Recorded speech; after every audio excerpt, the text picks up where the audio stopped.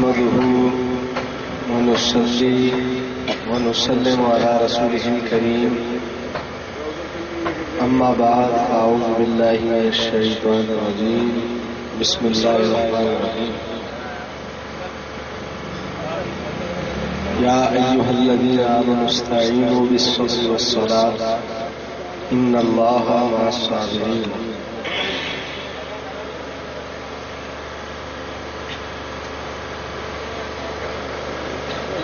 صدق الله مولانا العظيم وبلغنا رسوله النبي الكريم الأمين ونحن على ذلك لمن الشاهدين والشاكرين والحمد لله رب العالمين إن الله وملائكته يصلون على النبي يا أيها الذين آمنوا صلوا عليه وسلموا تسليما اللهم صل وسلم على سيدنا محمد وعلى آل سيدنا محمد وأصحابه محمد وبارك وسلم صلاة وسلام عليك يا سيدي وسلم عليك يا حبيب الله سبحان ربك رب العزة عما يصفون والسلام على المرسلين والحمد لله رب العالمين والحمد لله رب العالمین. مختصر حمد و صلاۃ کے بعد نہایت واجب القدر سنی تحریک کے صوبائی رہنما محترم بھائی محمد التباس صادق صاحب میر پور خاص کی جانی پہچانے شخصیت محترم المقام حافظ محمود احمد قادری اتاری صاحب دامت برکاتہ العالیہ. آج کے اس پروگرام کے میزبان حافظ ثاقب الرحمان صاحب دامت برکاتہ العالیہ اور میرے ہم مسلک عظیم سنی نوجوان دوستوں بزرگوں پیارے بچوں، آج کی یہ محفل مبارکہ جو مقام حاضہ پر انعقاد پذیر ہے، بھائی محمد شاکر صاحب نے مجھے فون کیا اور کہا کہ موضوع کیا رکھا جائے. امام علی مقام کے حوالے سے بہت سارے اشتہار شہر میں لگے ہوئے مختلف موضوعات سے. آپ کیا سمجھتے ہیں موضوع کیا دیا ہے؟ تو میں نے فوراً سوچ کر انہیں جواب دیا کہ اس محفل کا موضوع رکھیں صبر حسین کانفرنس.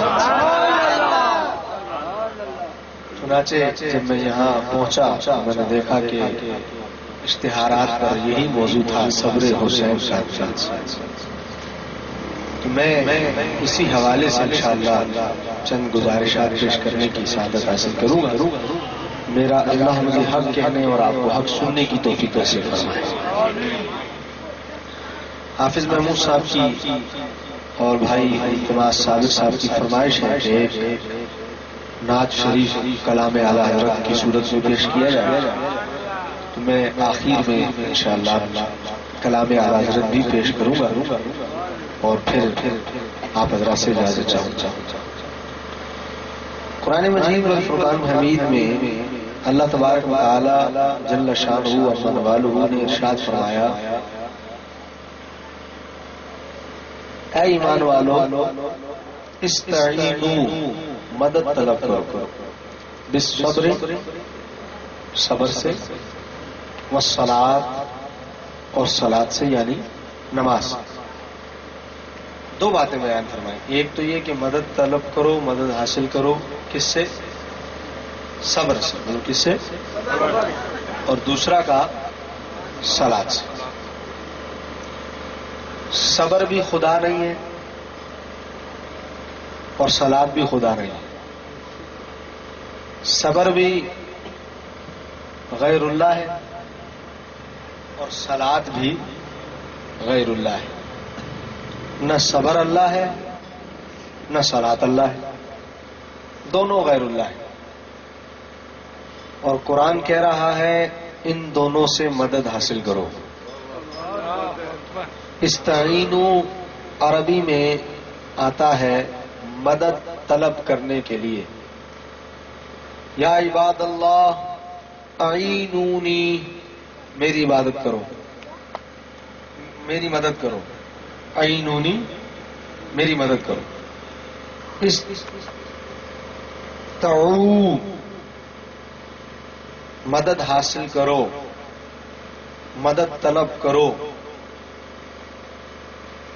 صبر سے اور صلات سے. دونوں غیر اللہ ہیں. پہلا جواب تو یہ ہے کہ غیر اللہ سے مدد مانگنا شرک نہیں ہے. اگر غیر اللہ سے مدد طلب کرنا شرک ہوتا تو قرآن کبھی بھی صبر اور صلات سے مدد حاصل کرنے کا حکم نہ دیتا. تو صبر اور صلات سے مدد حاصل کرنا دلیل ہے کہ غیر اللہ کو غیر اللہ جان کر مدد مانگنے سے شرک نہیں ہوتا. غیر اللہ کو غیر اللہ جان کر مدد مانگنے سے شرک، ہاں غیر اللہ کو اللہ جان کر مدد مانگنے سے شرک ہوگا. اور اگر غیر اللہ کو اللہ نہ جانے تو پھر اس سے مدد مانگے تو یہ شرک نہیں ہے بلکہ یہ قرآن پر عمل ہے. پھر یہ قرآن پر عمل ہے. اب یہ صرف کھوپڑی کی بات ہے کہ بندہ قرآن پڑھتا کس انداز سے ہے. اگر اسے اعلیٰ حضرت کے علم کی روشنی میں اعلیٰ حضرت کے پڑھائے ہوئے سے پڑھے گا تو پھر انشاءاللہ وہ کبھی بھی شرک کا فتویٰ نہیں لگائے گا بلکہ غیر اللہ سے مدد مانگنے کو جائز قرار دے گا بشرطیکہ کہ اسے اللہ نہ جانا جائے. پہلی بات. دوسری بات، حضور علیہ الصلوۃ والسلام نے حجت الوداع والے دن ارشاد فرمایا، سرکار نے فرمایا میں دو چیزیں تم میں چھوڑ کر جا رہا ہوں. دو چیزیں، ان کا دامن تھامے رکھو گے کبھی گمراہ نہیں ہوگے. میر پور خاص والوں کبھی گمراہ نہیں ہوگے. ایک قرآن اور دوسری اہل بیت. قرآن اور اہل بیت کو پکڑے رکھنا، گمراہ کبھی نہیں ہوگے. کیا کہا؟ گمراہ کبھی نہیں ہوگے. سوال ہے سرکار نے قرآن اور صحابہ کیوں نہیں کہا؟ سوال ہے سرکار نے قرآن اور نماز کیوں نہیں کہا؟ سوال ہے سرکار نے قرآن اور حج کیوں نہیں کہا؟ دین کی بنیادیں تو یہ 5 ہے نا. سرکار نے فرمایا بنی الاسلام علی 5، اسلام کی بنیاد 5 چیزوں پر ہے. نمبر 1 الشہادہ، اللہ کی وحدانیت کا اقرار کرنا، والصلاۃ نماز، اقام الصلاۃ نماز، وایتاء الزکاۃ زکات دینا، وشہر رمضان رمضان کے روزے رکھنا، وحج البیت، اور جسے اللہ نے توفیق دی ہے اس کے لیے حج کرنا. یہی رکن ہے نا، 5 رکن تو یہی. اب سرکار کہہ رہے ہیں میں تم میں 2 چیزیں چھوڑ کر جا رہا ہوں. ایک تو قرآن. اب قرآن کے ساتھ یہ نہیں کہا نماز، قرآن کے ساتھ یہ نہیں کہا حج، قرآن کے ساتھ یہ نہیں کہا کہ زکات، قرآن کے ساتھ یہ نہیں کہا کہ روزہ. فرمایا 2 چیزیں چھوڑ کر جا رہا ہوں، ایک قرآن اور دوسرے اہل بیت. ان دونوں کا دامن تھامے رکھنا، کبھی گمراہ نہیں ہوگے. کیوں؟ سرکار جانتے تھے قرآن پڑھیں گے، قرآن پڑھیں گے وہ ہو گئی ان کے لیے تھیوری، وہ ہو گئی ان کے لیے تھیوری. اب اس پر عمل کر کے کوئی دکھانے والا ہو، اس پڑھے کے مطابق کوئی عمل کر کے دکھائے، ادھر پڑھیں اور ان کا عمل دیکھیں اور پھر اس پر عمل کریں. ان کی یہ جہاں بھی ان کی یہ زندگی بھی کامیاب، ان کی وہ زندگی بھی کامیاب. تو صحابہ، اہل بیت، نبی کے گھر والے، نبی کے صحابہ، نبی کے امت کے ولی، سارے عظمتوں والے، سارے بڑی شان والے، لیکن سرکار کے علم میں ہے، سرکار جانتے ہیں قرآن کی صحیح عملی تفسیر اگر کوئی کر کر دکھا سکتا ہے تو وہ میرے گھر والے ہیں، وہ میرے اہل بیت ہیں. چنانچہ فرمایا میر پور خاص والوں سرکار نے کہ 2 چیزیں چھوڑ کر جا رہا ہوں، ایک قرآن ہے، ایک اہل بیت. اب قرآن کہہ رہا ہے، یہ بات اب قرآن کہہ رہا ہے، اے ایمان والو صبر طلب کرو، مدد طلب کرو، بالصبر، صبر سے، والصلاۃ، اور صلاۃ سے.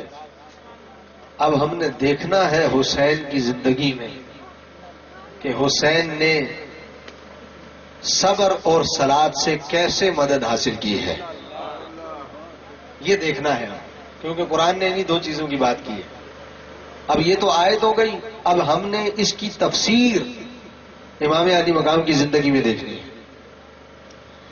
اور میدان کربلا میں حضرت امام علی مقام حضرت حسین رضی اللہ تعالی عنہ نے صبر کی جو مثال قائم کر دی ہے، حضرات جی وقار، قیامت تک اب دوسرا محمد بھی کوئی نہیں آ سکتا اور دوسری صبر حسین کی مثال بھی کوئی نہیں آ سکتی۔ نہ ایسا نانا ہے اور نہ نانا کا ایسا نواسا ہے، نہ ایسا نانا ہے اور نہ ایسے نانا کا، ہائے ہائے ہائے، نانے بھی ہیں اور نواسے بھی ہیں، پر حسن کے نانا حسین کے نانا کی کیا بات ہے، ان جیسا کوئی نہیں آ سکتا، نہ رسول اللہ جیسا اور نہ صبر حسین جیسا کوئی صبر۔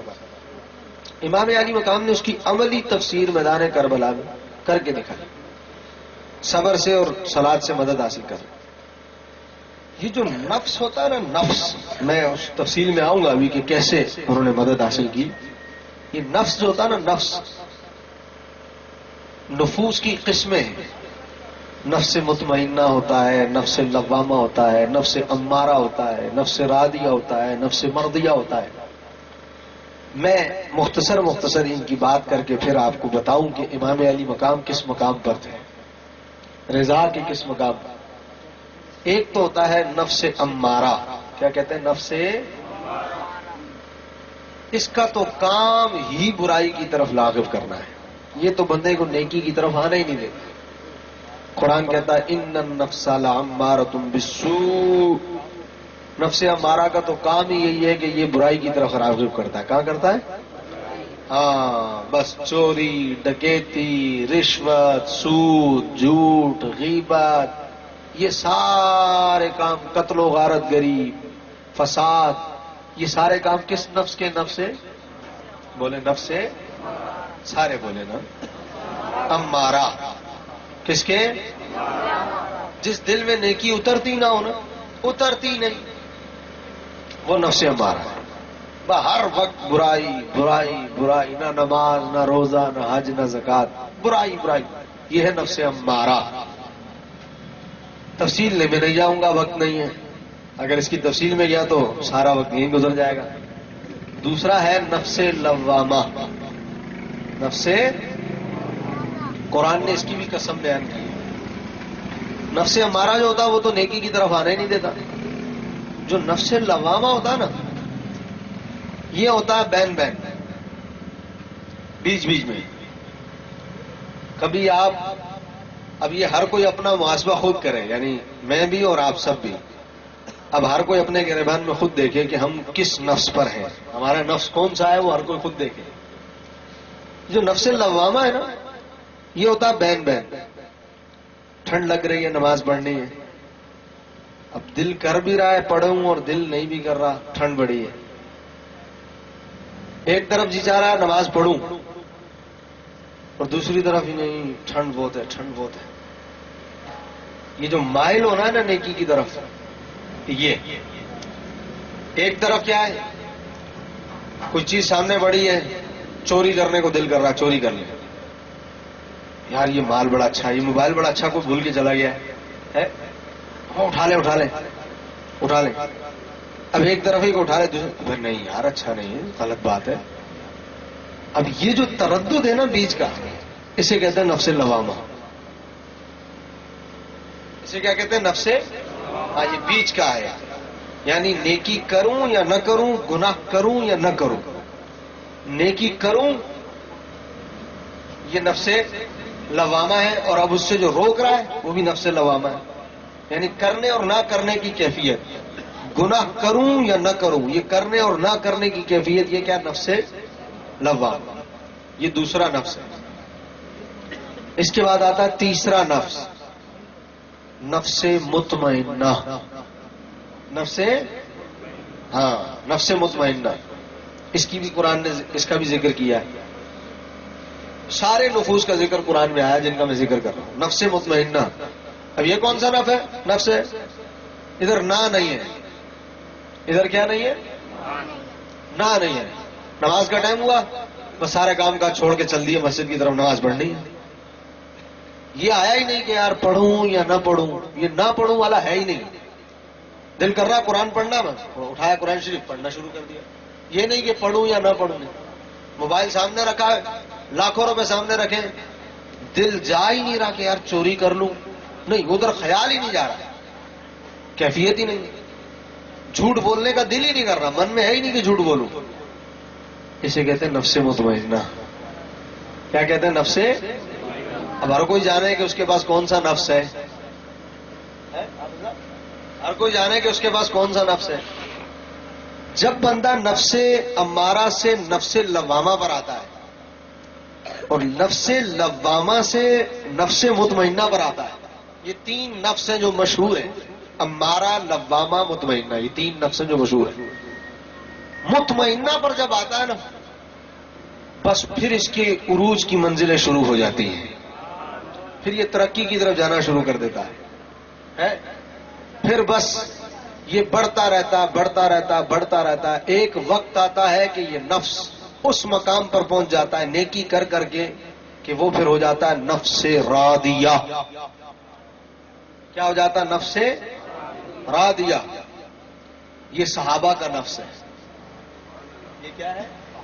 ہاں, یہ صحابہ کا نفس ہے, نفس راضیہ, جس کے بارے میں قرآن کہتا ہے رضی اللہ عنہم وردوا عنہ. اب یہ رضی اللہ عنہم میں راضیہ ہے. کیا ہے؟ وہ اللہ سے راضی ہے. اب یہ ہوتا ہے کچھ ہو جائے. کیا ہوتا ہے؟ کچھ ہو جائے, بس یہ اللہ سے راضی رہتے ہیں. اللہ سے راضی رہتے ہیں. گردن کٹ گئی تو یہ رضا کے مقام پر ہے, راضیہ.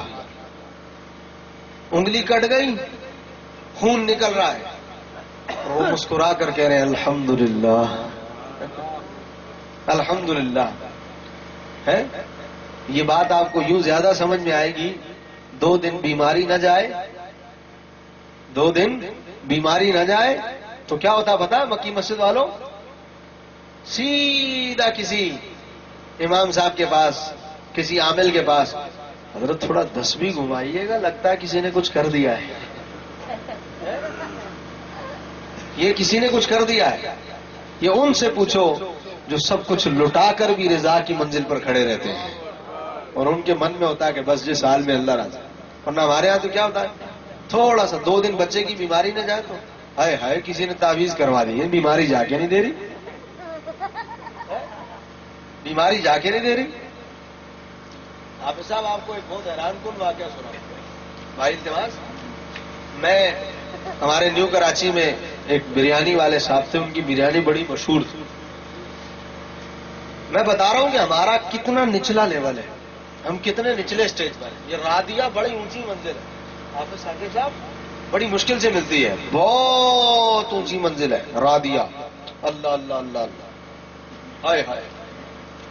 نیو کراچی میں ایک دن دوپہر کا وقت تھا, کچھ مہمان آ گئے, میں خود ہی چل دیا کہ چلو بریانی لے آؤں. میں ان صاحب کے پاس پہنچا بریانی لینے کے لیے. انہوں نے مجھے دیکھا, رے علامہ صاحب آپ بڑے دنوں بعد تشریف لائے, اٹھے, گلے لگایا, ملے, آئیے بیٹھیے. کیسے آنا ہوا؟ میں نے کہا بھائی یہ بریانی لینی تھی. اچھا میں نے پیسے ویسے دیے, ٹوکن ووکن لیا, بریانی آ گئی. اب میں دیکھ رہا ہوں کہ میاں ٹائم نہیں ہے بندے کے پاس مجھ سے بات کرنے کے لیے, فرصت نہیں. ادھر ٹوکن دے رہے ہیں, ادھر پیسے لے رہے ہیں, ادھر ٹوکن دے رہے ہیں, پیسے لے رہے ہیں, ٹھپ ٹھپ لگی پڑی ہے. میں 2-4 منٹ تک بیٹھا رہا جب تک میرا وہ سامان جو تھا وہ سودا آ گیا اور میں نے لیا. اور میں نے کہا اچھا بھیا اجازت ہے؟ علامہ صاحب جا رہے ہیں؟ ہاں جا رہا ہوں, بریانی لے. ہاں دعا کیجیے گا علامہ صاحب, دعا ضرور کیجیے گا. میں نے کہا انشاءاللہ. خیریت؟ کیا مسئلہ ہے؟ پھر اب دعا کیجیے گا. کیا ہوا؟ بس بڑا پریشان ہوں. خیریت کیا ہو گیا؟ اب میں 2-4-5 منٹ وہاں بیٹھا رہا ہوں، میں نے خود دیکھا ہے کہ ٹائم نہیں ہے بندے کے پاس. میں جاتے ہوئے حضرت دعا کیجیے گا، بہت پریشان ہوں. میں نے کہا خیریت کیا ہوا؟ بولا کام نہیں چل رہا آج کل. بولا کام نہیں چل رہا علامہ صاحب. میں حیران ہو گیا، میاں اس کو نہیں چلنا کہتے ہیں تو چلنا کیا ہوگا؟ بولا کام نہیں چل رہا، کسی نے کچھ کر دیا ہے. اللہ، یہ میری آنکھوں دیکھا حال ہے. میں نے خود، یعنی ہم کتنے نچلے لیول. ٹائم نہیں ہے، ادھر ٹوکن لے رہے ہیں، ادھر پیسے لے رہے ہیں، ٹوکن دے رہے ہیں، پیسے لے رہے ہیں، ٹوکن دے رہے ہیں. 2-4 منٹ میں بیٹھا رہا ہوں، مجھ سے بات کرنے کی فرصت نہیں ملی. بولا دعا کر دیجیے گا، بڑا پریشان ہوں، کام نہیں چل رہا. پہلے اتنے پتیلے نکل جاتے تھے، آج کل اتنے نکل رہے ہیں. بتاؤ بھیا ہم کتنے نچلے لیول پر ہیں. اور رضا راضیہ، ہر حال میں اللہ سے راضی، ہر حال میں اللہ سے. وہ کیا ہے؟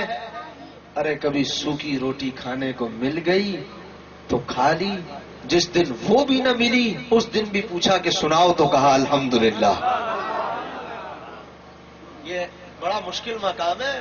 میرا کہنا بہت آسان ہے اور آپ کا سبحان اللہ کہنا بھی بہت آسان ہے، بہت آسان ہے. میرے کہنے میں زور نہیں لگا، آپ کے سبحان اللہ کہنے میں زور نہیں لگا. لیکن سلام ہے ان لوگوں کو جو اس منزل پر ہوتے ہیں. بڑا کڑا امتحان ہے، بڑا کڑا. ہائے ہائے ہائے.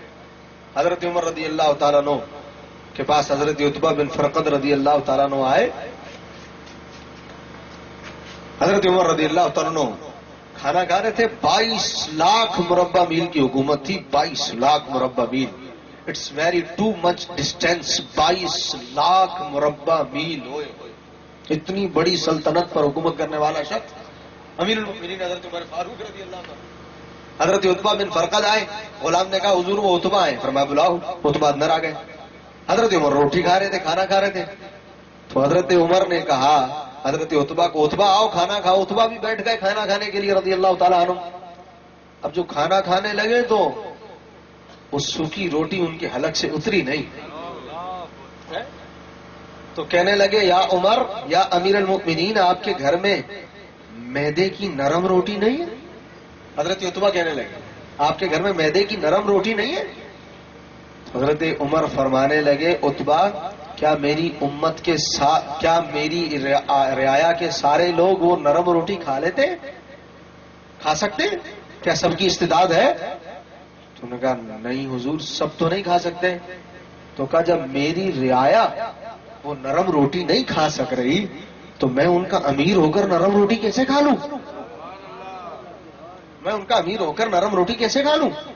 اور تم کیا سمجھتے ہو کہ میں اللہ کی ان انعامات اور ان نوازشوں کا استعمال یہی کر لوں، آخرت کے لیے کچھ نہ بچاؤں؟ یہ وہ شخص کہہ رہا ہے جو 22 لاکھ مربع میل پر حکومت کرتا ہے.